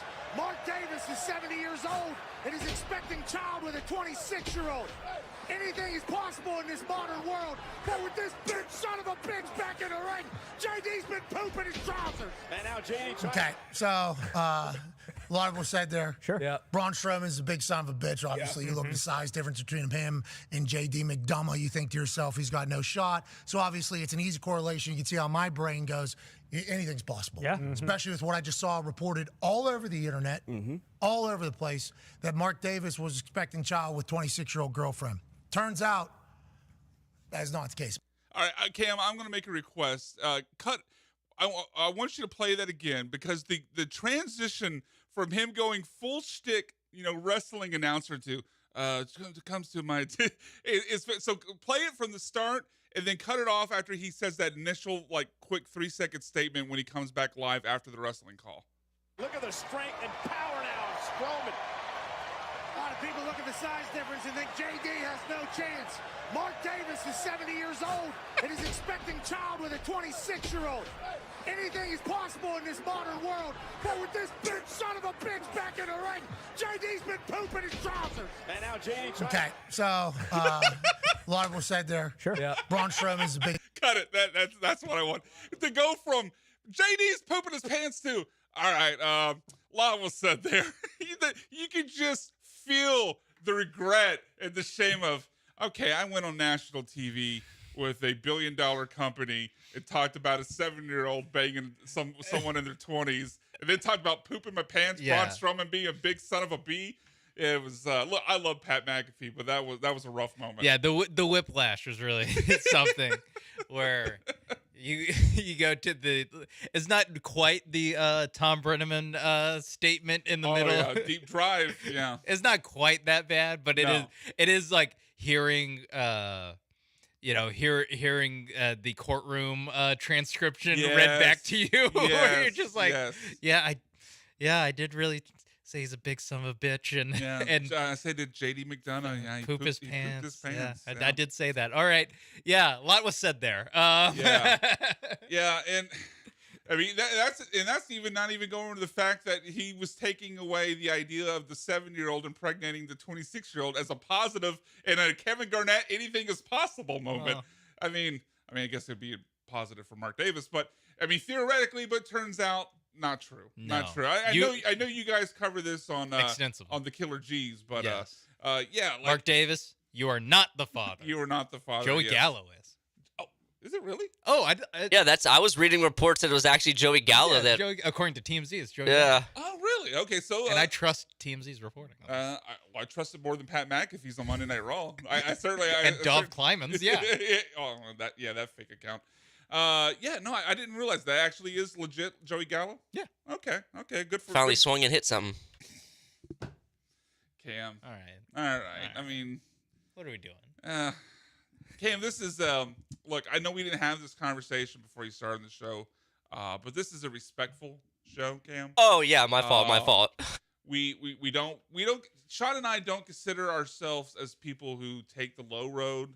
We don't go lowbrow. Digging in the smut. Yeah, we don't. This is all above board here, Cam. We don't filth. I don't think that reflects well on who you are as a person to take that shot, Cam. At Joey Gallo? Perfect response. All right, another piece of audio here. Charles Barkley obviously has been answering a lot of questions about the future of inside the NBA, as they will next year go into their final season, probably, at least on TNT. We'll see if it gets moved over to NBC or somewhere else. We'll see. But he takes a swing and a miss. Speaking of Joey Gallo, he takes a big swing and a miss on how many people there are currently in the world. And, I'm not mad for myself. Dude, you know what I'm saying? If when I get fired, dude, you're going to get to play some more golf. You're going to get to smoke some more cigars. You're going to get able to drink some more beer. And I'm like, okay, more free time. Because I've said this before. Out of all the people in the world, I think it's like 300 million, somewhere in that range. There's nobody, and I ain't met them all, obviously, but there's nobody in the world better at doing nothing than me. I can promise you that. There's nobody in the world better than doing nothing than me. I love doing nothing. I mean, first off, that's a great. There's some great lines in there from like line. nobody. I agree with nobody in the world better than doing nothing to me is a great line, and I can get behind that. I think I could also put myself in that category. Yeah, but he's got tough competition. There's a few more than 300 million people in the world, though. Unfortunately for the Chuckster, there's more than 300 million people in America alone. There are multiple countries like India and China who have more than a billion people. Cam, you want to take a guess on how many people in the world? Chuck said 300 million. Cam Smith, what do you say? How many people are there in the world? I'm gonna say 7.8 billion. You're actually very damn close. It's 7.9 billion. Oh, wow! Cam was super you had close there. Outdated information. There's a couple. Yeah, people have been making babies. Yeah, since a big surge in the last 24 Mark hours. Davis put more babies in the world since then. That's so. All right. I mean, I took the low road. Cam was a bad influence on me. I'm sorry about that. Yeah. By the way, on the text line, the HRP text line 6856 gave an 8 out of 10 for Cam's Joey Gallo joke. That was pretty good, Cam. You're getting some positive response here. No, okay. Well, not a great follow. He's just proud of it. He's just proud of it, you know. Sorry, I was trying to play an applause button, but it doesn't work. Oh, it got. Yeah, okay. I could see that happen. It's probably something that was on the sports map board. Servers, that didn't get pulled over. All right. Well, that'll do it for our leftover segment this week. Coming up next segment, just our second to last segment, the penultimate segment, if you will be our Mount Rushmore Plus One, our sports radio landscape changing segment. That when the bullpen returns on ESPN Radio 97.5 and 92.5.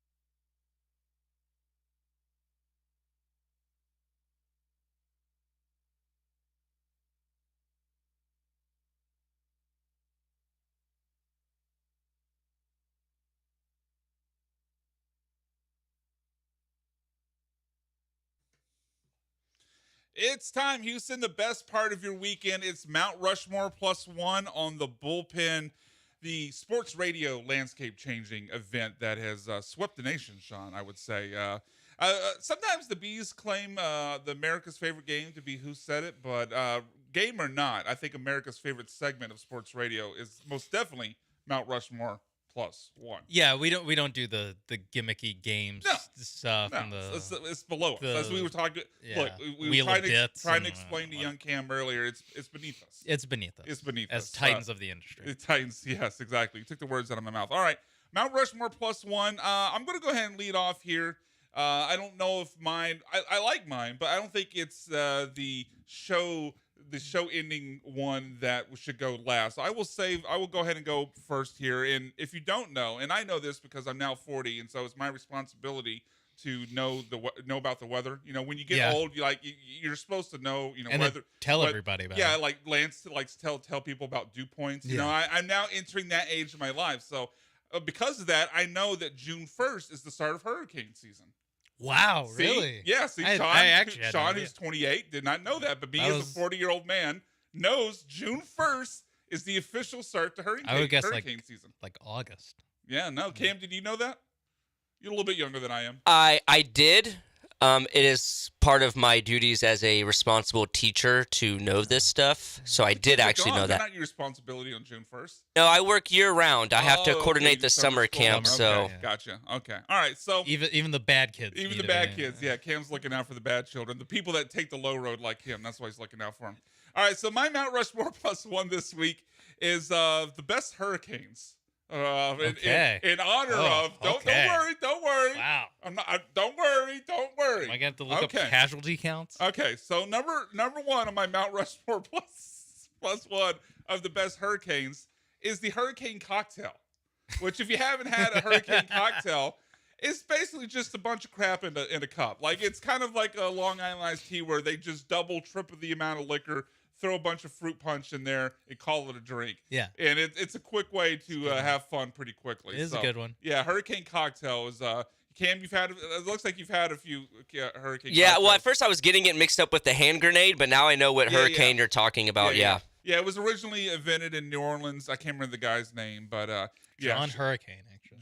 Yes, Mr. Shout out to Mr. Hurricane. Shout out to Mr. Hurricane. Number 4, best hurricanes, a sharkicane, which I think was theorized or the concept was theorized with Sharknado, but this came out like 2 years ago, and it was, of course, a hoax basically. But people were theorizing that a storm was going to have such intense storm surge, at least on the eastern shoreboard, like up in like the northeast, that the storm surge was actually going to sweep the sharks onto the city streets in the northeast and rain down terror of sharks going around these flooded streets and maybe into homes and attacking people. So the theoretical sharkicane, number 4 on my best hurricanes. I don't think Sean's going to make it through the segment. Theoretical, yes.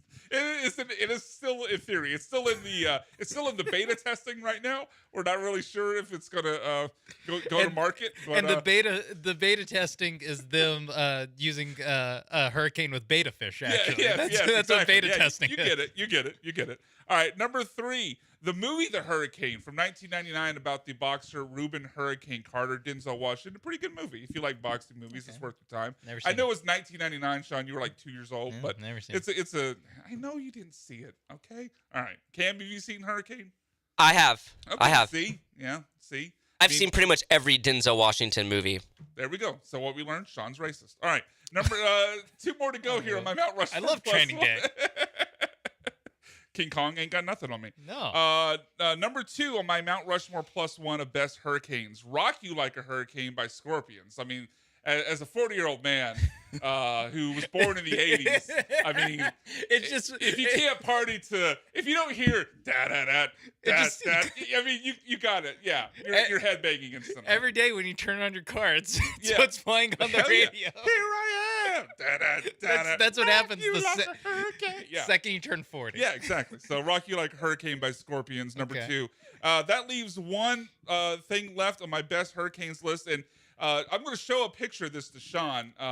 For everyone else who is not familiar with it, you'll have to Google it and look at the picture. Not while you're driving, but when you get home. Just be responsible. I am 40. Maybe if you're at a stop. Yeah, exactly.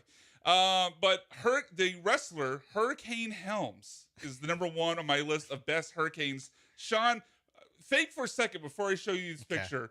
Okay, you have a hurricane gimmick. What does that look like? You have that image in your mind? Yes. Okay. Huh. Does that look like the image that you? A little bit. It's got the little hurricane symbol on his that's chest. really the only. He's got some face paint and a cape. I was thinking the face paint more Thunderbolt-ish, but that makes sense too. Yeah. Okay. So Hurricane Helms, former WWF Cruiserweight Champion, the number one Hurricane on my Mount Rushmore +1 of best Hurricanes. Wow. No Willis McGahee, no Sean Taylor. I could have. Those Hurricane teams on like the early NCAA football games were pretty damn dominating. I was just waiting for a Willis McGahee, Reggie Wayne, Clinton Portis, Jeremy Shockey. Yeah, we could. There's a lot of Andre Johnson. We could say kept it local. Cam, your Mount Rushmore +1 this week. Okay, so I have been watching Master Chef, which got me thinking about how hilarious Gordon Ramsay can be. So I found the 5 most harsh yet funny I like this. criticisms. You watch Next Level Chef? I haven't, but I know what you're talking about. Okay, yeah. Anyway, he's not as quite as brutal in that show, but when he has his moments, it's still pretty fun. It's usually Master Chef and like Kitchen Nightmare where the ruthlessness comes out. So these are not in order of like the worst to the best. I just have the top 5. The first one I have is it's like eating leather in a flip flop. Well, what if the leather is, or what if the flip flop is leather? True. Also, that's a way of praising food for one Guy Fieri on Diners, Drive-Ins, and Diners. I would eat this out of a flip flop. Or he goes, I put that on a flip flop. Yeah. He does. So I don't know who Guy to go Fieri, with. Greater Sign. Maybe that's not an Gordon insult. Ramsay. I don't know. Well, I guess it could go both ways, but Cam is offended right Definitely now. seems more like an insult. Next one is you're about as useful as a condom with a hole in it. Which I remember this was on Kitchen Nightmare, so I remember this exact moment when that happened. The next one, which I think everybody knows this one, when he walks up to the person with the bread and says, sandwich. "You're an idiot sandwich." Yeah. Classic. The next one is the trouble with you is you're a specialist in failure. Ooh, which has got to be gut That wrenching. was the worst so far. It's harsh. That's brutal right there. Like the other ones I would laugh at. Like I would laugh at the other ones. That would just that one right there is that just one cuts. that one's harsh. The last one is you have the palate of a cow's ass. Which, if you're saying this to anybody who's trying to be a chef, that is a huge insult because it's basically saying you don't know what you're doing with food. Yeah, I mean, I get the idea of the joke, but it's just I don't know. I mean, it's a very good list, Cam. But I would say of those insults, he's got to work on that last one a little bit. I think he's got to go back to the lab on the how bad your palate is. It's like cow's ass. Yes, I don't know. I mean, it probably doesn't have a great palate. It's a little hackish, and this is a show that we don't celebrate hackery. No, we don't. We are above board in all that we do. Main event Mapes. What is your Mount Rushmore +1? Main event Mapes. In honor of, I think, who is this on my TV screen right now? On the UFL. UFL. Michigan Showboats and Birmingham Stallions. Yes, that's correct. With head coach Skip Holtz is who they're interviewing right now. Mount Rushmore +1 of non-NFL football players that would get me to watch the UFL. Oh, okay. I like it. I think this was mentioned on a previous show, but we've been off for 2 weeks, so I forgot how this came up. But non-NFL football players that would make me watch the UFL. Leading off, Cam Newton.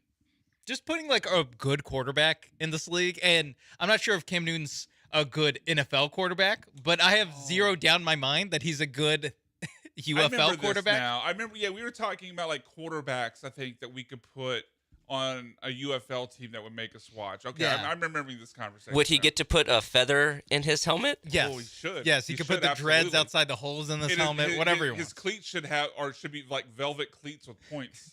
Yes. Yeah, with the little curl The on little him, curl, like he's yes. a town crier. He's on the sideline smoking a cigar every time the camera goes to him. Yeah, exactly. He's wearing monocle. He's wearing a monocle. Yeah. Number 2, Josh Gordon. Oh yeah. Do they drug test him? I don't know. I just assume not. Fun fact: when I played football in high school, I played against I played against Josh Gordon, and he snagged on me the very first game. Wait, hold on, Cam. That's not surprising. Hold on. We got to stop Mount Rushmore +1 for a segment. You were tasked with guarding Josh Gordon 1-on-1 in coverage. Yes, I played safety. Damn, you were, all due respect, what, 5'7"? Back in high school, my freshman year, no, I was 5'4". Josh Gordon had like 6'4". It was and probably reeked of substances. I had no shot on that catch. I mean, I think your There's coach, no shame I think in your that. coach needs to be ashamed. Like, maybe it's a credit to the other offensive staff. Like, all right, Josh Gordon's going to be on him. Yeah. Line him up in the slot so the safety has to guard him. All right, sorry, Sean. Yes. The rest of your Mount Rushmore. Yes, plus Josh one. Gordon beasting on different Cam versions Smith. of Cam Smith in the UFL. Number 3, Aaron Donald. Oh my For God! basically Yes. the same reason. I would pay to watch that. Yes. Just a guy who retired on top of the NFL. Yes, I would pay to watch that. And then going up against UFL offensive linemen, my God. who I imagine are way worse than NFL offensive linemen because if they're the any good, quarterback they'd would have play to line there. up like at punt depth. Like he would have, like it wouldn't be a shotgun depth. He'd be lining up like a punt just Yes. to give himself a second. Number 4, as Danny Etling scores a touchdown, Sure. I'm going with a different former SEC quarterback. I'm going with Johnny Manziel. Oh yeah. I'd watch. Yeah. Absolutely, I would Probably, watch that. probably Just not good running around anymore. Like it's but like the 2005 Madden with Michael Vick. exactly. Yeah, that would exactly. be fun. And one because another former SEC quarterback because it just means more. yes, I'm A. It just means more. B, all SEC, and C, all about those clicks.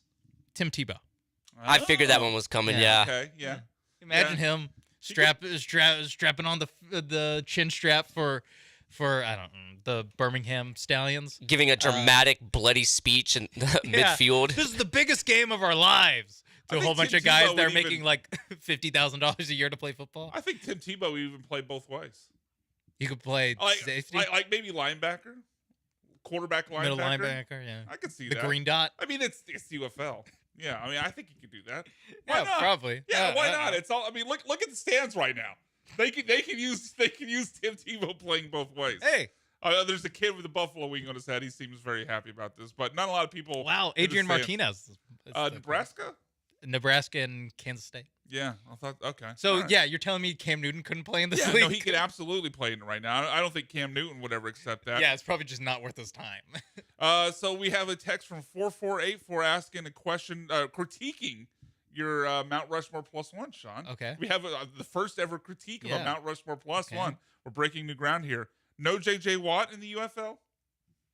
That is true. That'd be nice too. Yeah, I'm just saying. 4484 says was he a missed good the point. mark here. Yeah. Okay. Then I'll take him off, and I'll take off Manziel for JJ. No, I can't abide by it. Okay. Manziel's Then so I'll much take fun. off Josh Gordon. Yeah. See, not so easy. 4484. Not so easy to make this list. Everyone can be a Monday morning quarterback. Everyone can.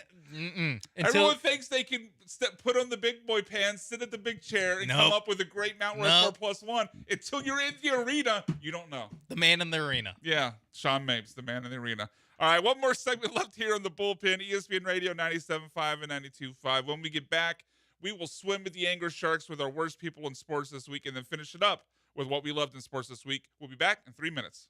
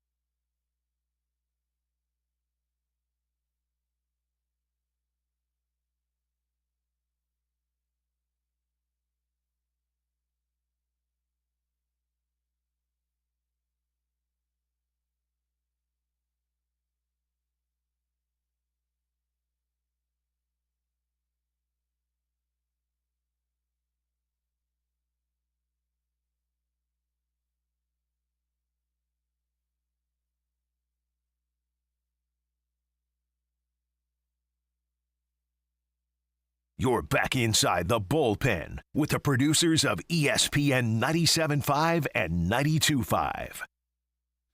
ESPN Radio 97.5 and 92.5. One last segment this week for the bullpen. We'll be back next week. No more. Hopefully, not another 2 weeks off between shows like we had happen because of Memorial Day and a few other reasons. But we will be back next week, and we will finish off the show right now with our worst person in sports this week and what we love from sports this week. Sean, your worst person in sports this week is? My worst person in sports this week is none other than Neymar Jr., a.k.a. the Neymar that everyone knows. I would say I only know of one Neymar. So his teammate, Renan Lodi, tied knots in Neymar's shoes as a prank, and it started a little bit of a prank war, or I don't know about war, but it started a retaliatory prank from Neymar. Neymar then went to Lodi's car and slashed his tires. Whoa! So things did escalate fairly quickly. Also, not much of a prank, if I'm being honest. Slashing tires is not a prank. That's you catch charges for that. You're just catching charges for that. That's not a prank. There's photos of both guys doing their respective pranks, and one is the first guy tying his cleats, giving the thumbs up, smiling. Yeah, 2 thumbs up. He's so happy. The other guy is and Neymar has a knife to this guy's tires. All right, okay, that's good. It's good to know who you can prank and who you cannot. I don't know if we want to rank here who's most likely to respond to a prank with slashing tires, but I think we all know what the answer is. Anyway, moving right along. My worst person in sports this week has some audio with it. I purposely did not show this to Sean beforehand because I wanted to get his reaction in the moment. This is from last night's Friday Night SmackDown. Kevin Owens is out there talking about the bloodline and them attacking Randy Orton. And Paul Heyman, in the audio you're about to hear, comes out to plead with Kevin Owens to please heed his warning. This is why it's my worst person in sports, because Kevin Owens did not heed that warning. But Paul Heyman wants to heed his warning because this bloodline is not the same as what it was under Roman Reigns. Solo has no respect for you. And he is recruiting these criminals into the bloodline. We, Roman Reigns and I, turned down every new member of the bloodline because we did background checks on them. We didn't want these people in the bloodline representing the bloodline. These are the people that you're picking a fight with, Kevin. These are the people that you're antagonizing. These are the people that... They're not even people. They're just bloodthirsty, sadistic thugs.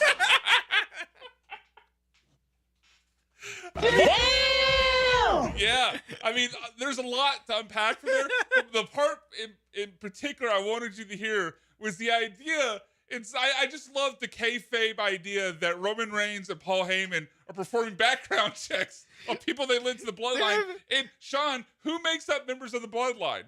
The members of his family? Yes, it's his cousins. Where he's just the idea. He has a manila envelope of kayfabe's okay, family member, we have this family faction, but before you can join, we're gonna have to do a background check. And by the way, these new people, the thugs, as sadistic thugs, as Paul Heyman called them, also family members. So the best part is the shakiness in Heyman's voice, the pan. Oh, and this is who you decided to pick a fight with, to antagonize. Yes, Paul Heyman's the GOAT, man. He is so freaking good. All right, Cam, who is your worst person in sports this week? My worst person, and I don't necessarily think this person is a bad person. It's just what they did is it's a bad and it's hilarious. Jorge Lopez, the pitcher for the Mets, who basically came out and said that he's on the worst team ever, and then threw his glove into the stands, and then tried to backtrack and say that he was actually calling himself the worst teammate, and it wasn't a reflection on the Mets, and now he's getting released. So I would say there is some layers to this where it seems like the Mets, we might have to edit this to the Mets as the worst people in sports this week, because he didn't even have his translator for that moment. It was there was some I don't know. The Mets are not, what should we say, a well-run organization? No, Is that fair to say? the Mets at the very least don't get the benefit of the doubt in this situation. Yeah. I mean, well, he should have thrown his glove in the stand. There's no doubt about that. But that specifically that interview, I don't know if he knew exactly what he was saying. So I'll give a little benefit of the doubt there. But anyway, all right, let's finish it up with the things we love this week. Time to swim away from the Anchor Sharks and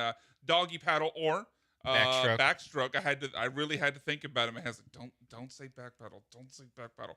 To backstroke over to the Sea of Tranquility.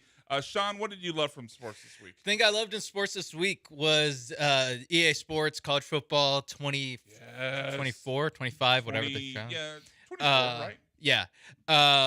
They did a full trailer with all the gameplay video, the deep dive? Yes, and what I enjoyed was the screen caps of different parts of that trailer. One of them included the fact that you can wear rolled up jerseys and hoodies underneath your jerseys. And I liked how a good percentage of the internet falls in line with me and saying a hoodie under the jersey gets you a one game suspension in my program, because that is not how we do things at this program. I agree, and I'm glad that most of what I saw on Twitter backs me up.